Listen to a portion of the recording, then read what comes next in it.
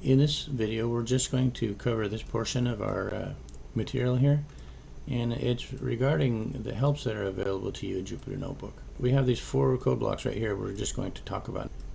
There are many more helps in IPython that you can use, but these are just some of the prominent ones, and especially this intro and overview of IPython features.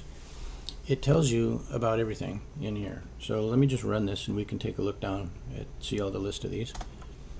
Alright, so it gives you a nice introduction here, but it says within IPython are various ways to access help. You have this question mark, which we just ran. We're actually looking at this now, right? Then there's the question mark about an object, and there's a double question mark. Now you can use these with any word, and you can put them either before the object or after the object, and it'll have the same effect.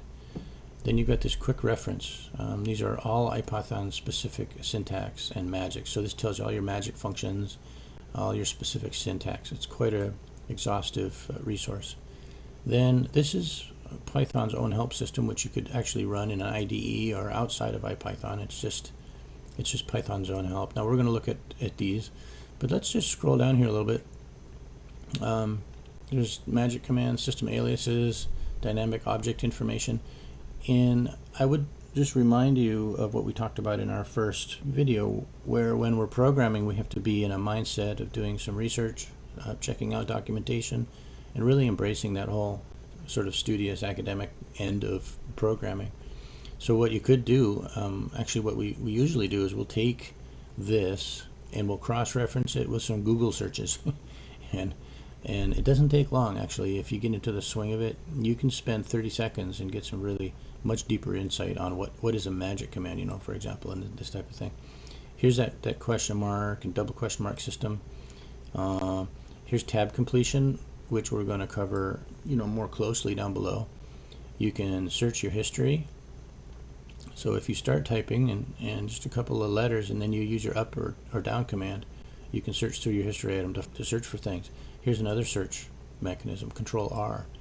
It opens up a search prompt and you can type in there for your variables or that you've already used, or maybe function names, whatever.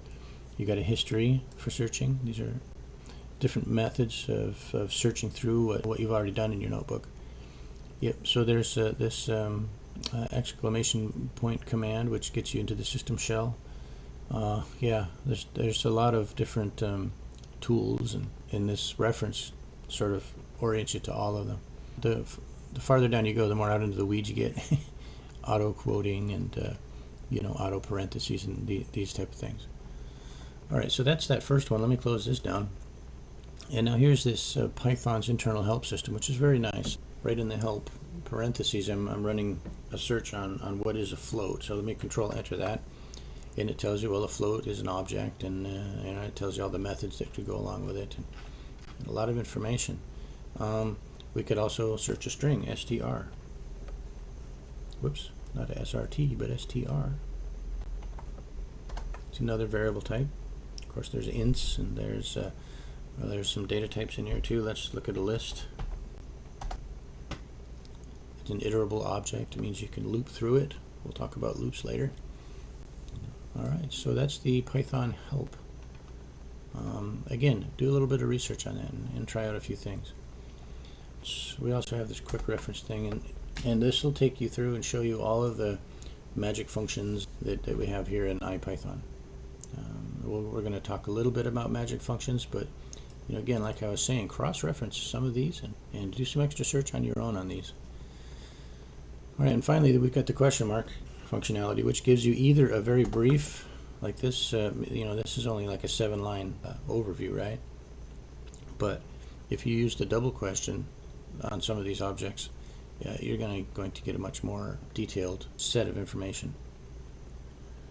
Now I mentioned that we're going to spend a little bit more time in exploring some of these helps, and down here, especially tab completion, Jupyter tab completion, we're going to do like dot tab completion and a bunch of different examples of what you can do. Introspection with the question symbol, we're going to cover this more down below. So magic commands, we're just going to look at some of them, an example of a couple of them.